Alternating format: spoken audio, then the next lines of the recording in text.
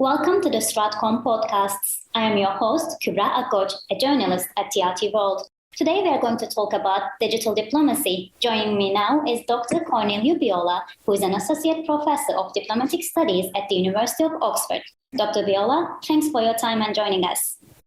Thank you very much for having me. Dr. Bjola, how do you describe digital diplomacy in the age of social media regarding all this pandemic, digitization got to a new level? How do you describe the digital diplomacy currently?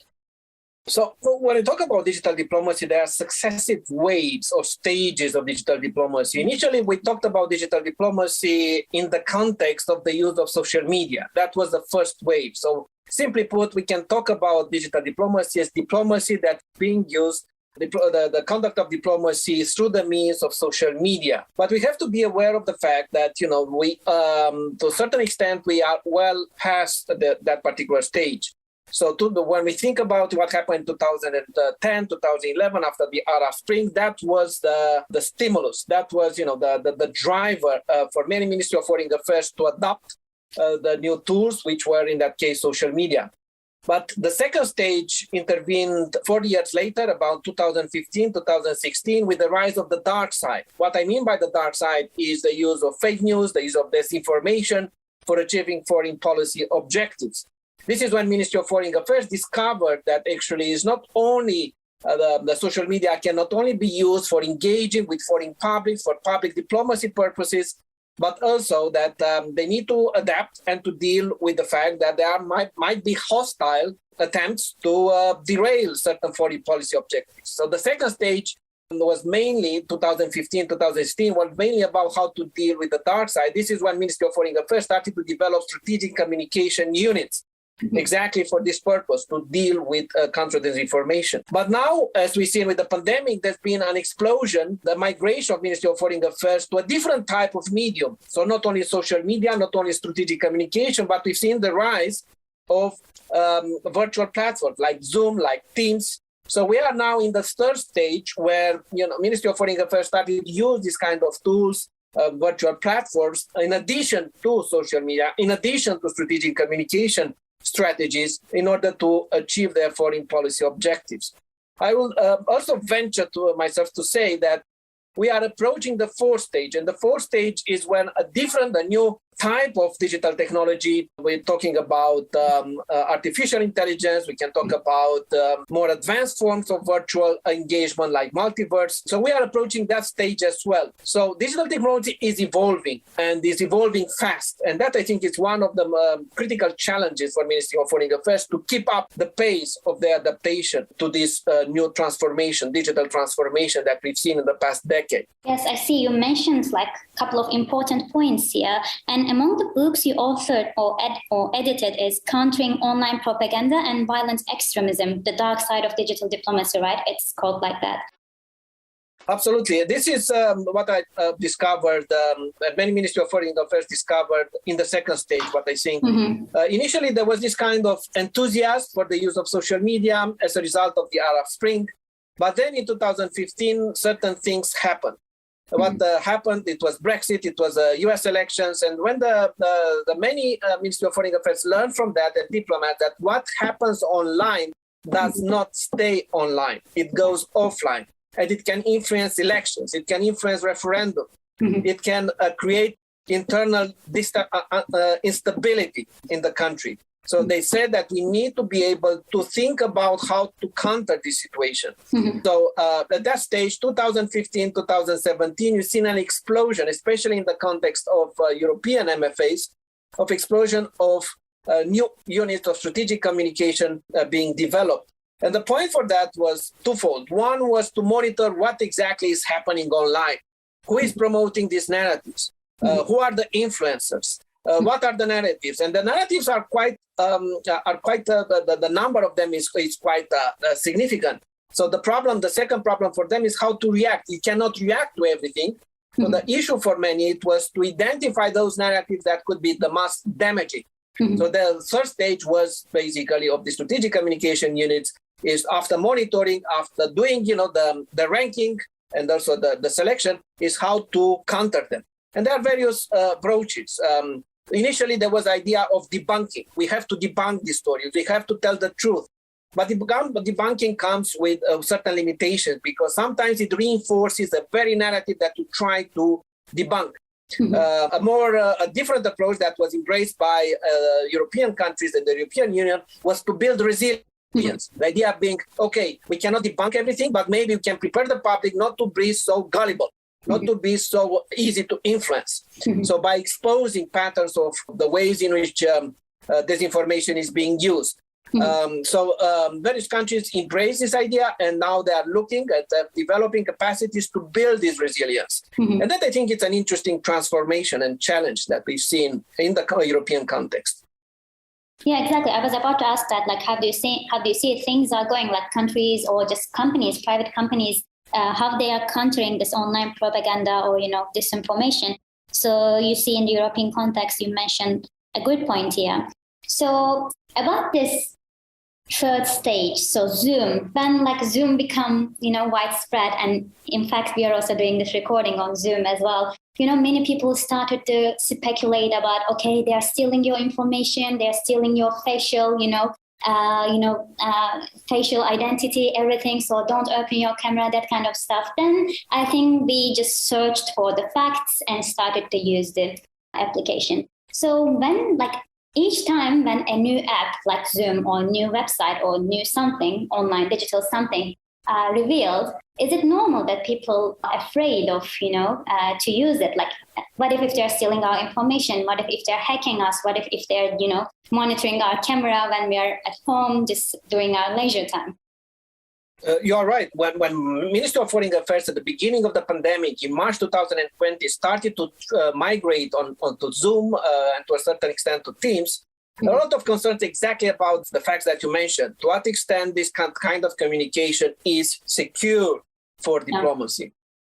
A lot of discussions are confidential, so you want to be able to communicate with confidence that the type of details that you share with the other parts are not listened in, by hostile parties.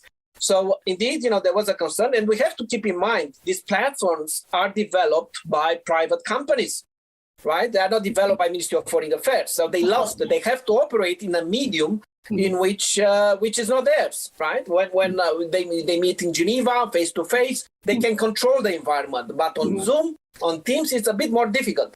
Yeah. So I was curious about it, about this myself. So we, with a colleague of mine, we have done a survey.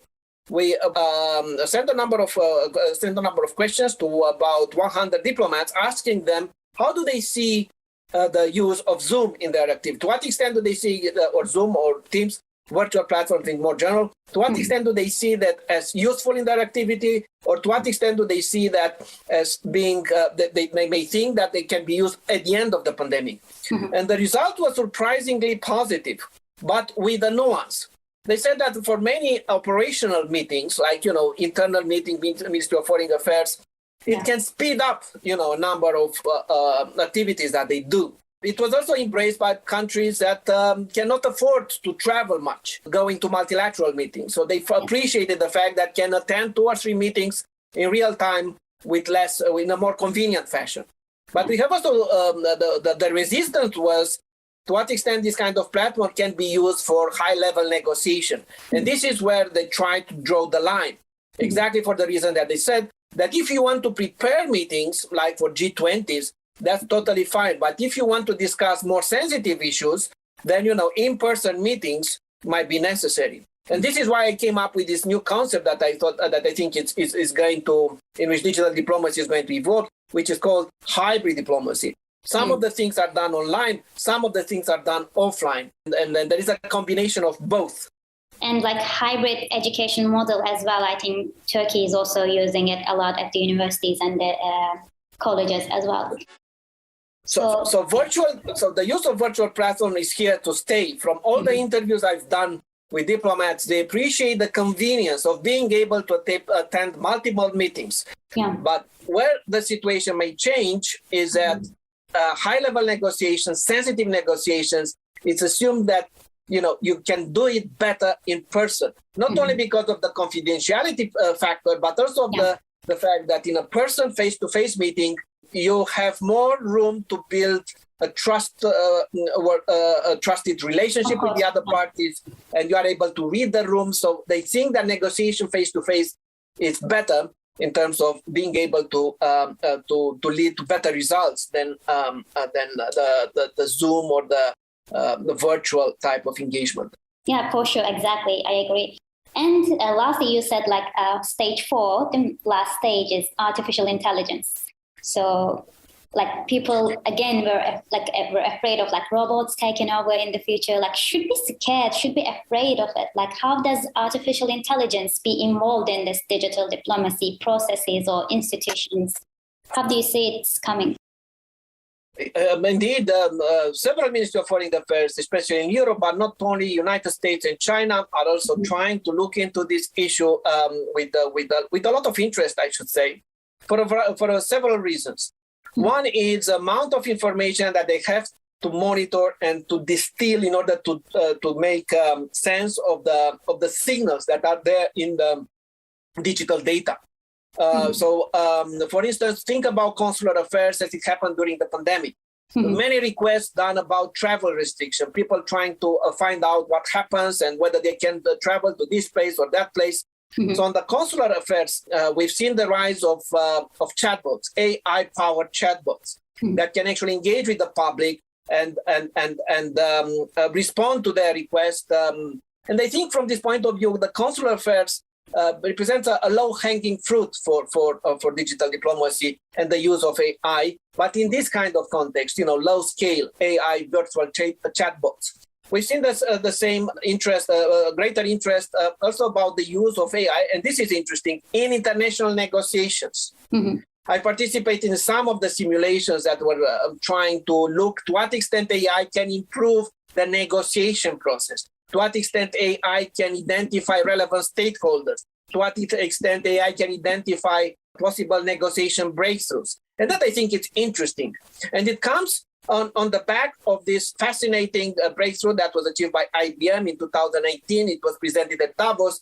It was a trade assistant, first AI prototype that can assist international negotiators. We also have to be careful not to hype the idea of AI too much, because at the moment, AI is still, in the process of being developed.